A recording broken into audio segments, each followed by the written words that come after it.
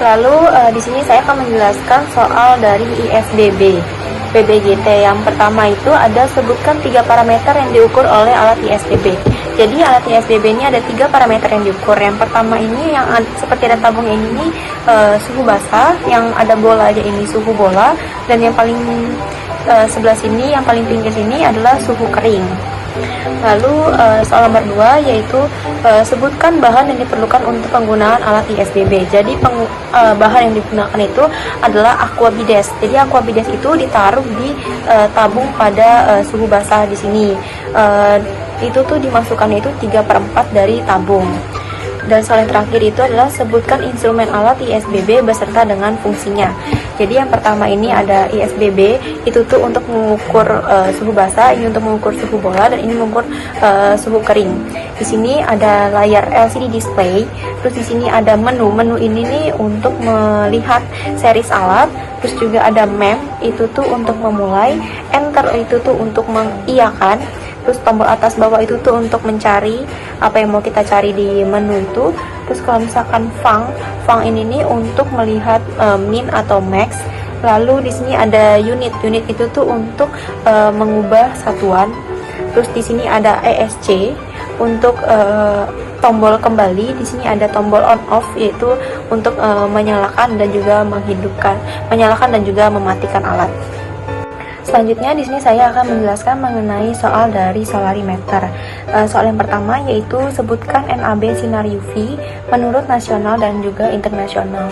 Kalau misalnya nasional itu diatur oleh Permenaker nomor 5 tahun 2018, 8 jamnya itu 0,001, 4 jamnya itu 0,002, 2 jamnya itu 0,004, 1 jamnya itu 0,0008.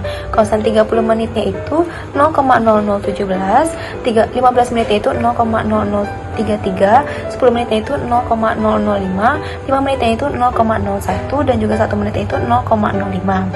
Dan adapun yang detiknya itu 30 detiknya itu 0,1, 10 detiknya itu 0,3, 1 detiknya itu 3, 0,5 detiknya itu 6, dan juga terakhir 0,1 detiknya itu 30. Dan juga adapun dari internasional itu ada dari WMO dengan 120, satuannya itu W per M persegi atau W per M kuadrat. Adapun soal nomor 2 yaitu perbedaan solarimeter dan juga UV meter. Kalau UV meter itu hanya menangkap atau bisa mengukur satu gelombang saja, yaitu UVA, UVB, dan UVC. Kalau misalkan solarimeter itu bisa menangkap semua gelombang radiasi, yaitu sinar matahari, sinar UV, sinar gamma, sinar inframerah, dan lain-lain. Soal yang ketiga yaitu hal yang perlu diperhatikan saat melakukan pengukuran, yaitu dengan mengarahkan sensor langsung dengan matahari agar bisa pengukurannya itu secara sesuai gitu, dan juga tidak menggunakan pakaian yang memantulkan cahaya. Selanjutnya yaitu adalah soal dari vibration meter. Yang pertama itu adalah jelaskan jenis-jenis dari getaran. Getaran itu ada 2, yaitu adalah whole body vibration, yaitu pemaparan seluruh tubuh, dan juga hand arm vibration, yaitu pemaparan tangan dan juga lengan. Lalu NAB getaran beserta peraturan yang memuatnya dari alat vibration meter. Yang peraturannya itu adalah dari Permenaker nomor 5 tahun 2018. Untuk pemaparan lengan dan tangan yaitu 6 jam dan kurang dari 8 jam itu 5 meter per detik kuadrat, 4 jam dan kurang dari 6 jam yaitu adalah 6 meter per detik kuadrat.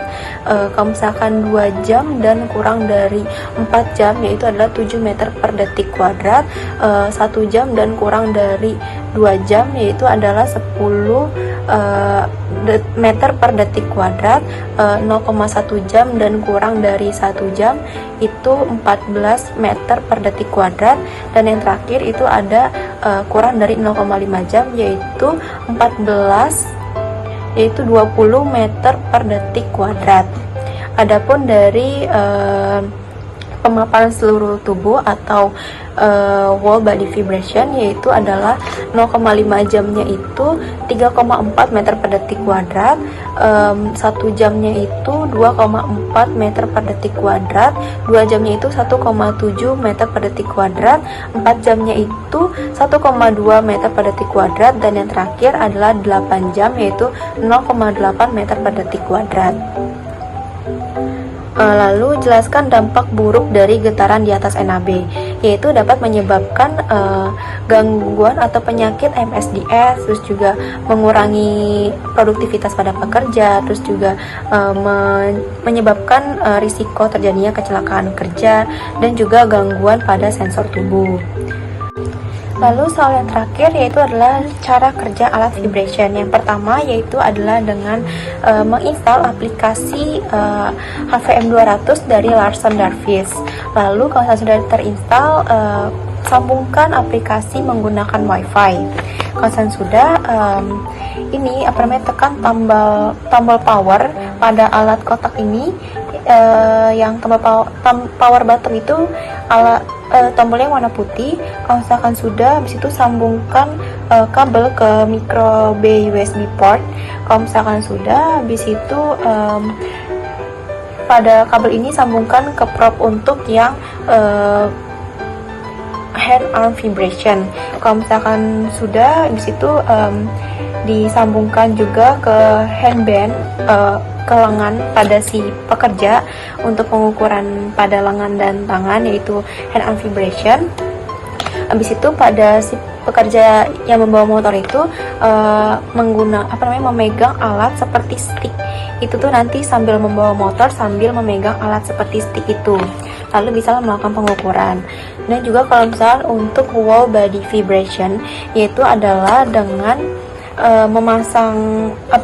menyambungkan kabel ini ke piringan hitam yang nantinya akan didudukin oleh si pekerja. Kalau misalkan untuk dari si aplikasinya itu adalah dengan cara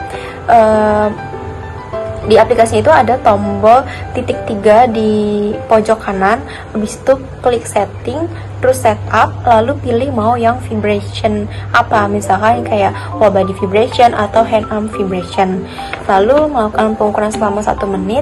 Kalau misalkan sudah selama 1 menit, untuk menghentikan pengukuran itu nanti di layar handphone itu di tengah-tengah itu ada tombolnya. Kalau misalkan sudah, bisa dimatikan alatnya.